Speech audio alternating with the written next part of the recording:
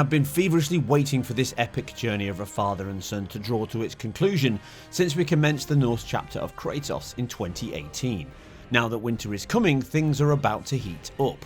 Cross-generation remains in Ragnarok, but is this going to be a winter of discontent for PlayStation 4 and Pro owners?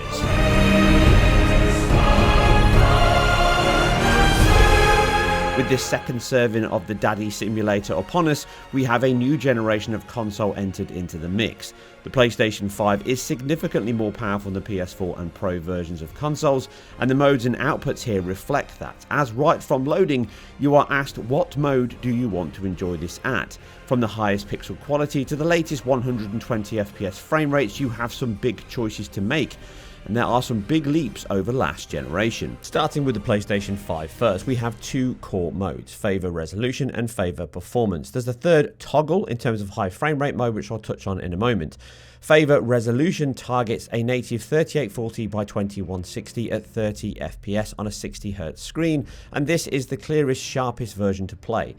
Favor Performance now takes that same 4K output from the resolution mode with some caveats give or take, and now targets a dynamic 4K but at 60 FPS as a ceiling. But by turning on that high frame rate mode with a 120Hz screen, the resolution mode now dynamically scales to 1800p but targets 40 FPS, and that performance mode is fixed at 1440p with potentially reaching 120. The options here are excellent, and they really improve the performance, the input times and the response of a game that plays as well as this. The Pro is similar with two modes. Both use DRS, with the resolution scaling between 1440p to 1656p, again with that TAA pass, and the performance drops the base down to 1080p now, still scaling back to 1656, but it can frequently be at 1080p.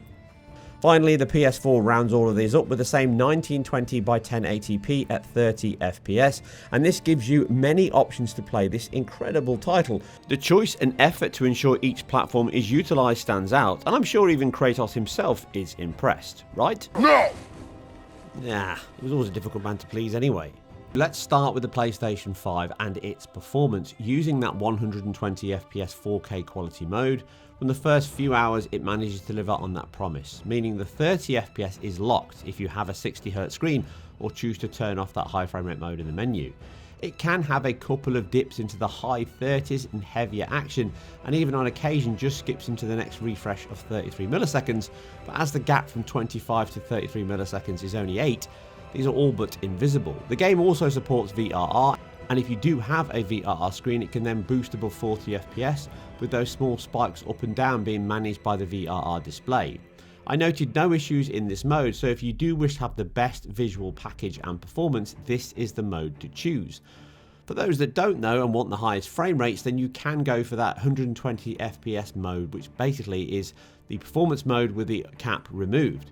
This means you often fluctuate somewhere between 80 to 90 FPS in action. It feels very responsive, it feels brilliant to play and looks cracking. In fact, it's very hard after a few minutes of play to really notice the difference between both modes, and if you are after the fastest, most responsive version of the title, then this is definitely the one to choose. It can hit 120 FPS in very quiet sections, but generally it's somewhere around that 80 to 90 FPS, putting it perfectly in the ballpark of almost doubling the performance, give or take, over that quality mode. The PlayStation 4 comes in with a pretty much locked 30 FPS, a couple of dips here and there, single frame jitters from cinematics, nothing major, and Sony Santa Monica have delivered a fitting swan song to the PS4 with no performance issues to concern yourself with. And this brings us to the final console in the Pro. Using that 1656 DRS solution at 30 FPS, the performance is as good as rock solid as the PS4, and there's certainly no issues here. It even has a better IQ than the checkerboard solution of the previous title. But the 60 FPS mode certainly has some judder. Averaging somewhere between 45 to the low 50s at best means it can feel very close to the same kind of performance as previous titles on the PS3 such as God of War 3 or Ascension. It's certainly more responsive and faster than a 30 FPS lock, but do not expect a locked 60 FPS most of the time, and in heavy combat cinematics and certainly some of the denser worlds you can get quite a bit of camera judder as it skips into the next refresh of 33 milliseconds. The dynamic resolution scaling along with that TAA certainly helps the image quality, but it can often be 1080p, but performance is good if not great. Watch your left!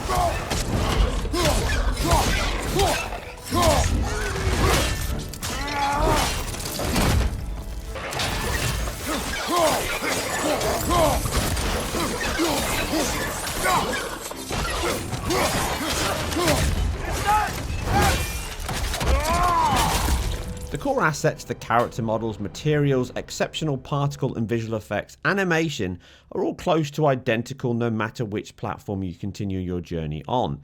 And from that perspective, the fact the base PS4, a piece of hardware over 10 years old now from a technological build perspective, still offers such incredible visual and performance levels is more than worthy of applause. Even more impressive is the fact the team have improved many areas over the original 2018 release. A big area of the game's exhaustive special effects is its heavy reliance on GPU accelerated particles. From dead bodies decaying away that use an alpha blended test that collide with particles to allow each body to dynamically and dramatically decay, this is increased in Ragnarok, with prophecy sequences amongst others having an exuberant amount of particles spawning, colliding and glowing from PS4 to PS5. The FX suite the team has access to and leverages so well provide one of the game's core visual identity pillars, and the central single shot camera system ensures you are always front and center of each blow, and it's always incredible.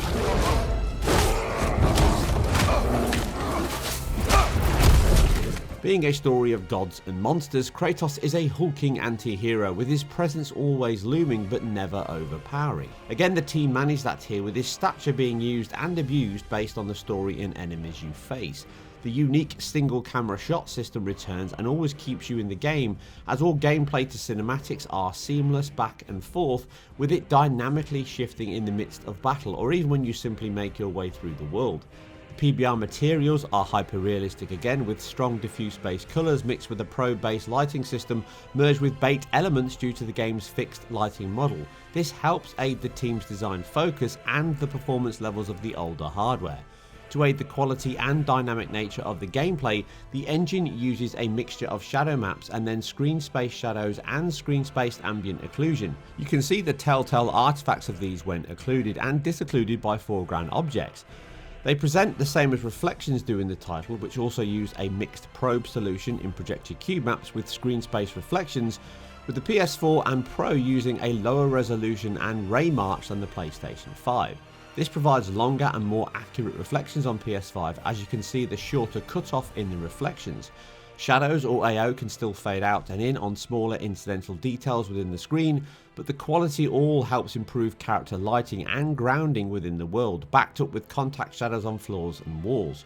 You can definitely see some light bleed and incorrect specular at times, even on PS5, which still uses the same core assets and lighting model, but like many things in the game, they are refined and enhanced on the newer machine. The single biggest boost the PlayStation 5 offers is the resolution, as all other areas are improved by it, including the game's temporal anti-aliasing, which helps the IQ even at 1080p look clean and sharp with very little aliasing present.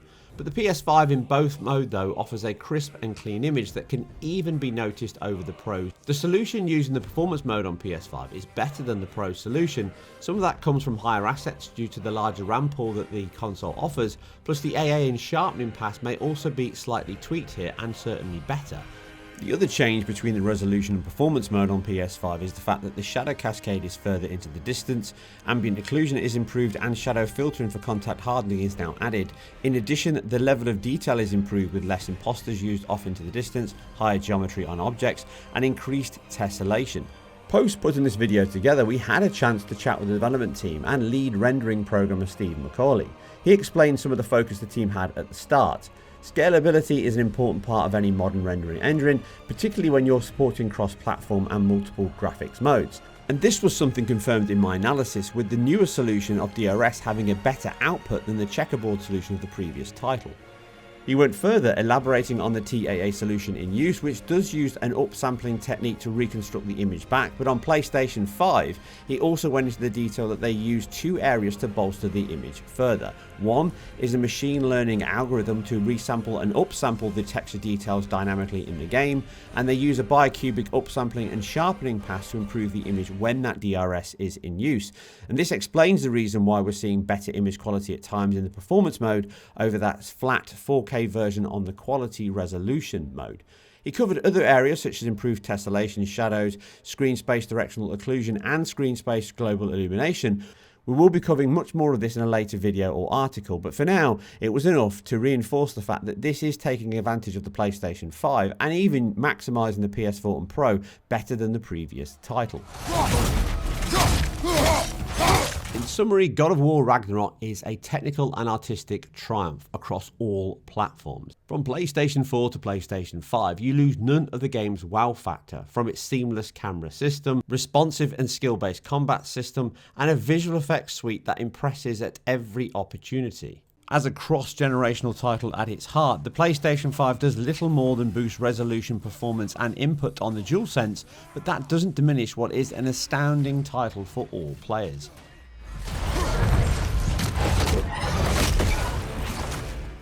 And that's it for another deep dive into game technology, pixels and all things performance related. If you like what we do here, then keep it IGN Performance Reviews, and we'll catch you on the next one. Keep trying, little brother.